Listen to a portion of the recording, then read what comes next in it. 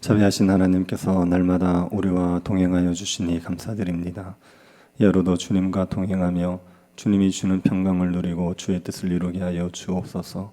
우리의 형편이 어떠하든지 간에 주로 인하여서 평안할 수 있도록 은혜 내리워 주옵소서. 거룩하신 예수님 이름으로 기도드립니다. 아멘. 찬송가 491장입니다. 491장입니다.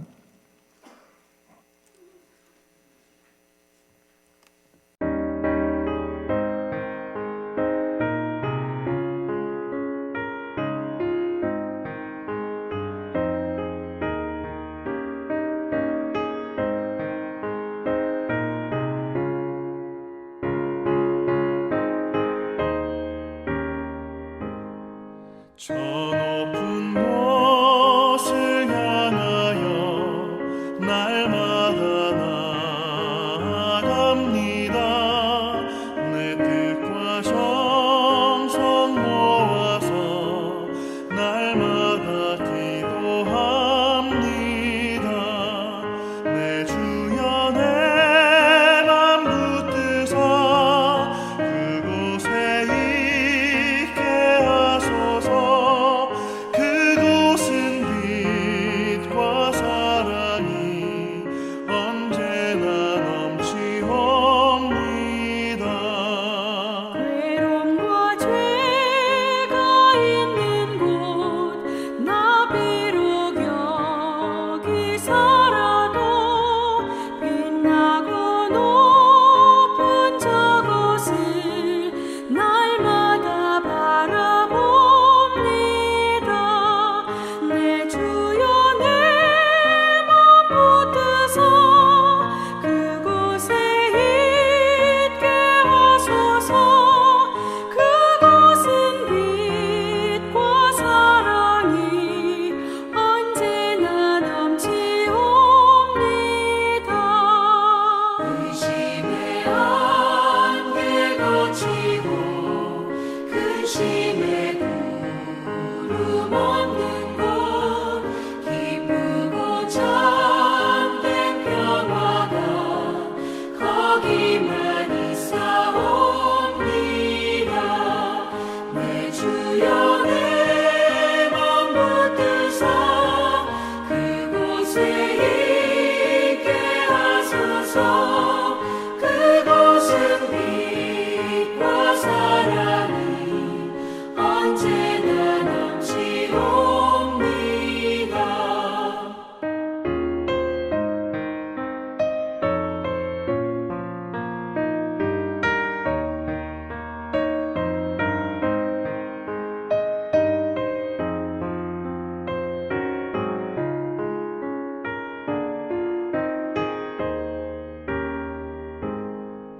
험하고 높은 이 길을 싸우며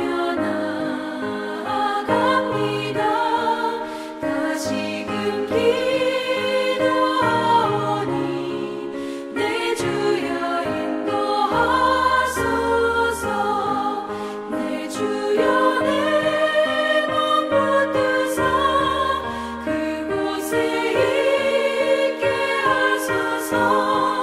그곳은 빛과 사랑이 언제나 넘치옵니다. 내 주를 따라 올라가 저 높은 곳에 우뚝 서 영원한 복락 누리며 즐거운 노래 부르리. 내 주여 내 맘 붙드사 그곳에 있게 하소서. 그곳은 빛과 사랑이 언제나 넘치옵니다.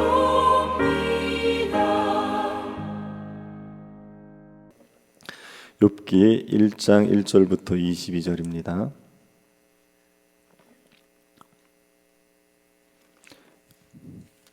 욥기 1장 1절부터 22절입니다.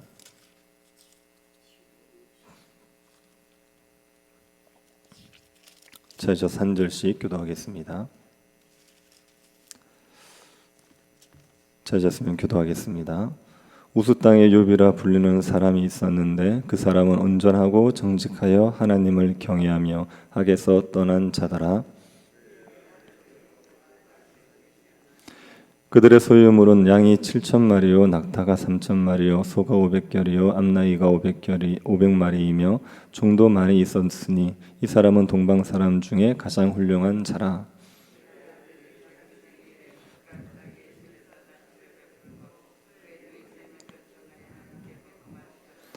그들이 차례대로 잔치를 끝내면 욥이 그들을 불러다가 성결하게 하되 아침에 일어나서 그들의 명수대로 번제를 드렸으니 이는 욥이 말하기를 혹시 내 아들들이 죄를 범하여 마음으로 하나님을 욕되게 하였을까 함이라.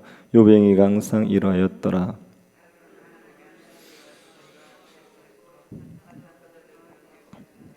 여호와께서 사탄에게 이르시되 내가 어디서 왔느냐. 사탄이 여호와께 대답하여 이르되 땅을 두루 돌아 여기저기 다녀왔나이다.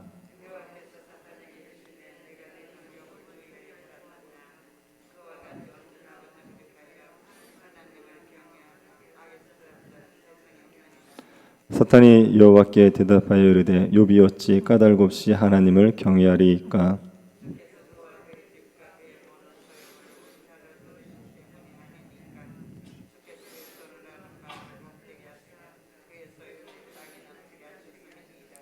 이제 주의 손을 펴서 그의 모든 소유물을 치소서. 그리하시면 틀림없이 주를 향하여 욕하지 않겠나이까.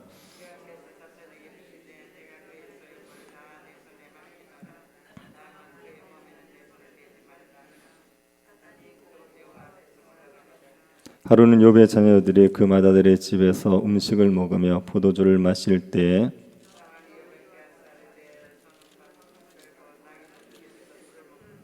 스바 사람이 갑자기 이르러 그것들을 빼앗고 칼로 종들을 죽였나이다.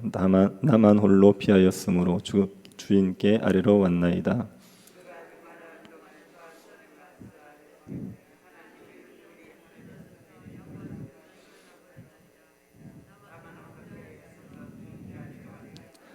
그가 아직 말하는 동안에 또 한 사람이 와서 아뢰되 갈대아 사람이 새 무리를 지어 갑자기 낙타에게 달려들어 그것을 빼앗으며 칼로 종들을 죽였나이다. 나만 홀로 피하였으므로 주인께 아래로 왔나이다.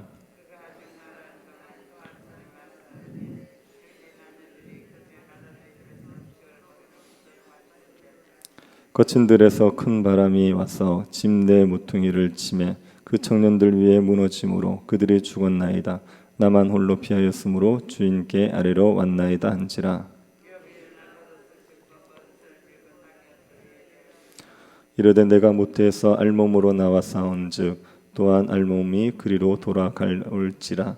주신 이도 여호와시요 거두신 이도 여호와시오니 여호와의 이름이 찬송을 받으실지니이다 하고 이 모든 일에 욥이 범죄하지 아니하고 하나님을 향하여 원망하지 아니하니라. 아멘.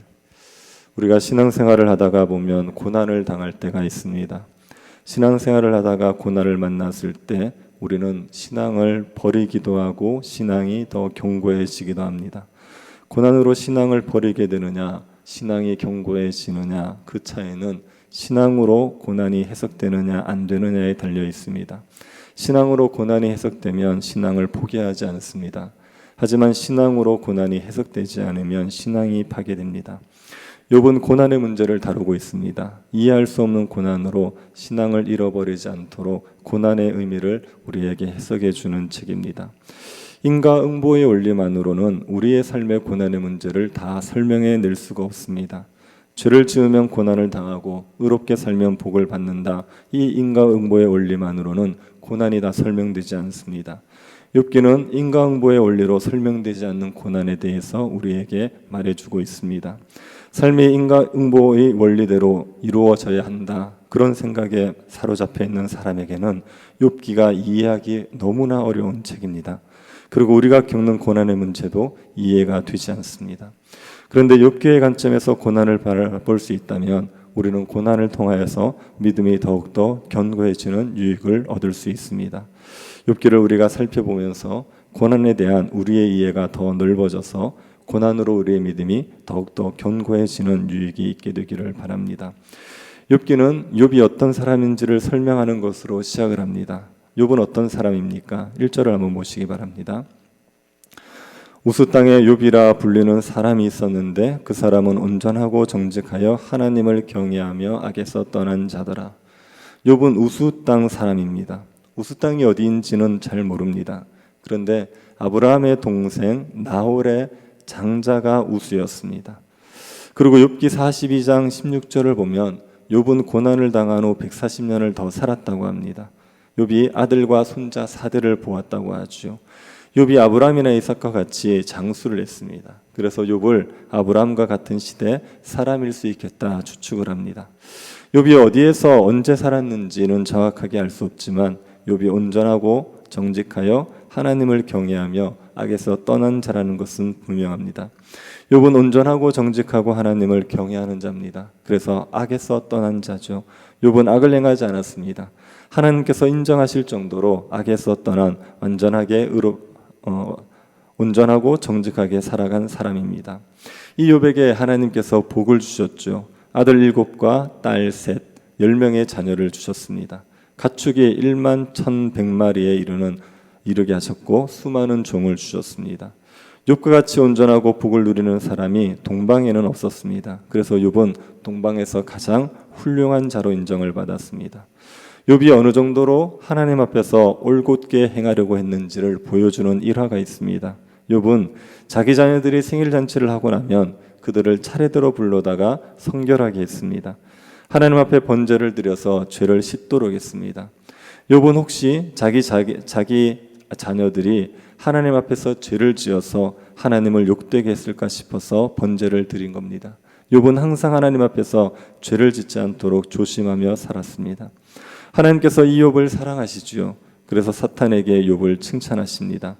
네가 욥을 주의하여 보았느냐? 그와 같이 온전하고 정직하여 하나님을 경외하며 악에서 떠난 자는 세상에 없느니라. 사탄은 땅을 두루 돌아다녀왔습니다. 사탄은 땅을 다니면서 삼킬 자를 찾은 거지요. 이 사탄에게 하나님께서 욥이 온전하다 말씀하시자 사탄은 기다렸다는 듯이 말합니다. 욥이 까닭없이 하나님을 경외하겠냐는 거죠. 하나님께서 그 정도 복을 주셨는데 하나님을 경외하지 않을 사람 어디 있겠습니까? 하나님께서 욥의 소유를 울타리로 지켜주셨습니다. 하나님께서 욥이 손으로 하는 바를 복되게 하셔서 그 소유물을 땅에 넘치게 하셨습니다. 이 정도 복을 줬으면 하나님을 경외하는 것은 당연한 것 아닙니까? 사탄은 하나님에게 욥은 하나님이 주신 복 때문에 하나님을 경외하고 있다고 말하는 겁니다.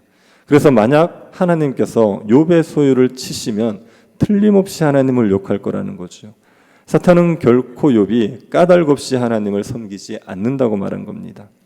이 사탄에게 하나님은 욥이 하나님이 주신 복 때문에 하나님을 섬기는 것인지 아닌지를 시험하도록 허용하십니다. 욥의 소유물을 칠 수 있게 해줬습니다. 단 욥의 몸에는 손을 대지 못하게 했죠. 사탄은 자신의 말이 옳다는 것을 증명하기 위해서 욥을 아주 가혹하게 시험합니다. 욥의 소유를 조금씩 빼앗은 것이 아니라 하루아침에 다 빼앗아 버린 겁니다. 욥의 소와 나귀와 종들을 스바 사람들이 빼앗아가게 했습니다. 양과 종들은 하늘에서 불이 내려서 살라버리게 했습니다. 낙타와 종들은 갈대아 사람들이 빼앗아가게 했습니다. 그리고 마지막으로 그의 자녀들은 바람에 집이 무너져서 모두 목숨을 잃게 했습니다. 사탄은 욥이 가진 재산을 사람과 자연재해로 인하여서 모두 잃어버리게 한 겁니다. 욥은 자신의 소유를 잃었다는 소식을 4번에 걸쳐서 듣습니다. 이 소식 중 하나의 소식만 들어도 마음이 무너질 수 있습니다. 그런데 4번이나 자신의 소유를 모두 잃었다는 소식을 연달아 들은 것이요. 욥의 마음이 얼마나 비통했겠습니까? 욥은 겉옷을 찢고 머리털을 밀고 땅에 엎드렸습니다. 큰 슬픔에 잠겼지요. 그런데 욥은 그 슬픔 가운데서도 하나님을 예배합니다. 하나님을 예배하면서 말합니다. 내가 모태에서 알몸으로 나았사온즉 또한 알몸으로 그리로 돌아가올지라. 주시니도 여호와시요 거두시니도 여호와시오니 여호와의 이름을 찬송을 받으실지니이다. 욥이 이 모든 일에 범죄하지 않았습니다. 하나님을 향하여서 원망하지 않았습니다. 사탄은 욥이 하나님을 향하여서 원망하도록 하루아침에 모든 재산을 다 빼앗은 겁니다. 하나님이 직접 빼앗아 가신 것처럼 생각하도록 하늘에서 불을 내려서 바람으로 집을 무너뜨려서 재산과 자식을 빼앗아간 겁니다. 그런데 욥은 큰 슬픔 가운데서도 하나님을 예배하면서 조금도 하나님을 원망하지 않습니다. 사탄이 하나님에게 패했지요. 사탄의 말이 틀렸습니다. 욥은 하나님께서 주신 복 때문에 하나님을 경외한 게 아닙니다. 하나님께서 사탄을 이기셨습니다. 그런데 이 이야기는 우리에게 통쾌함을 가지고 오지는 않습니다. 우리를 혼란스럽게 하지요.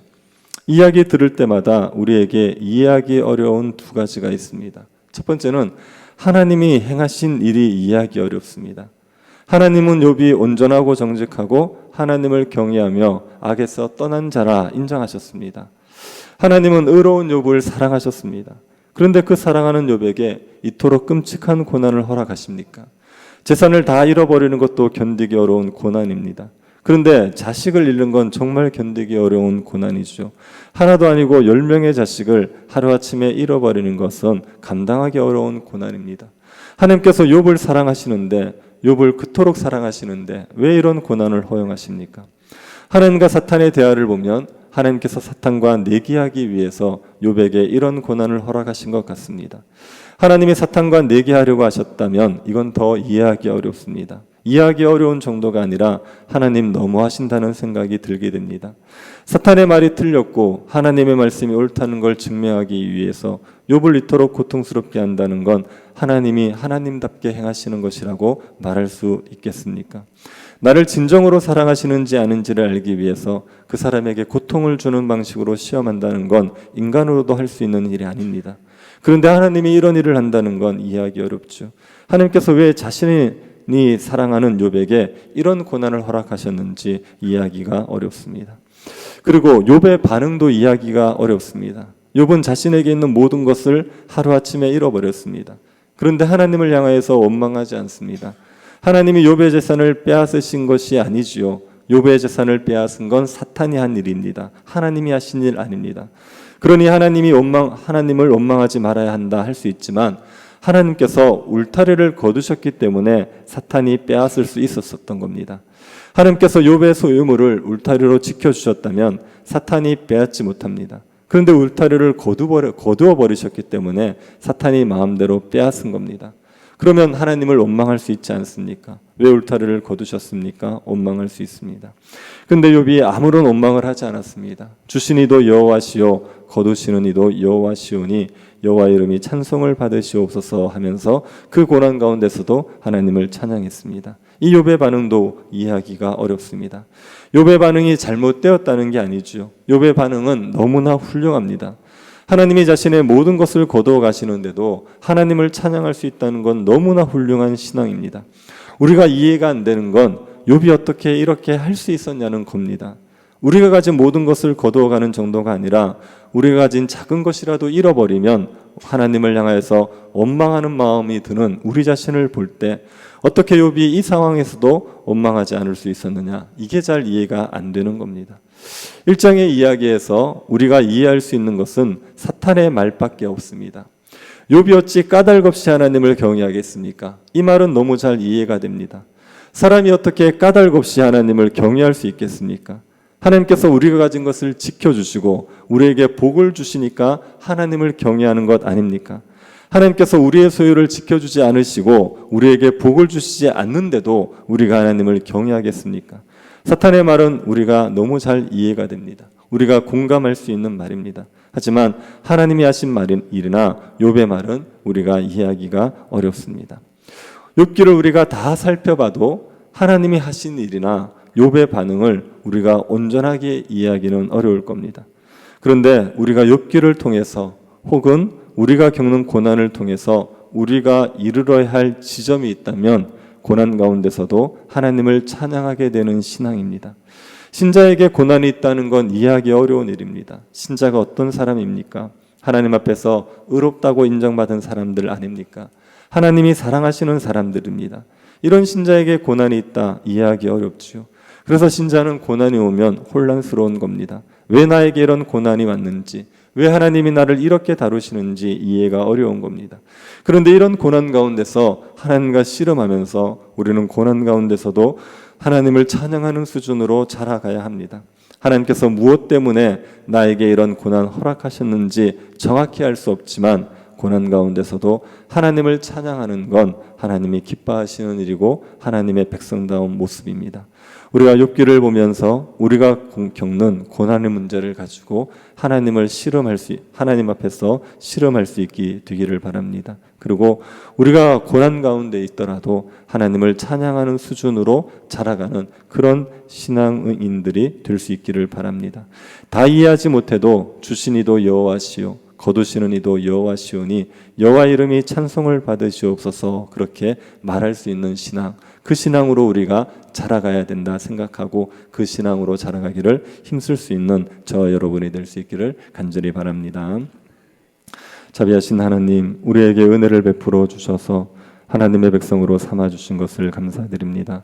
주님께서 우리에게 복을 주시고 우리의 소유를 울타리로 지켜주실 때 주님을 찬양하듯이 혹시 우리에게 주님께서 고난을 허락하셔도 주님께 찬양할 수 있는 백성들로 자라갈 수 있게 하여 주옵소서. 주신 이도 여호와시고 취하신 이도 여호와시라 고백하며 주님을 찬양할 수 있는 믿음의 사람들이 될 수 있도록 우리를 이끌어 주옵소서. 걸어가신 예수님 이름으로 기도드립니다. 아멘. 하늘에 계신 우리 아버지여, 이름이 거룩히 여김을 받으시오며 나라의 임하옵시며 뜻이 하늘에서 이룬 것 같이 땅에서도 이루어지이다. 오늘날 우리에게 일용할 양식을 주옵시고 우리가 우리에게 죄 지은 자를 사하여 준 것 같이 우리 죄를 사하여 주옵시고 우리를 시험에 들게 하지 마옵시고 다만 악에서 구하옵소서. 대개 나라와 권세와 영광이 아버지께 영원히 있사옵나이다. 아멘. 금요기도회를 위해서 기도해 주시고 또 우리 임직식을 위해서 기도해 주시고 고난 중에 있는 성도들을 위해서 기도해 주시고 개인적으로 기도하시기 바랍니다.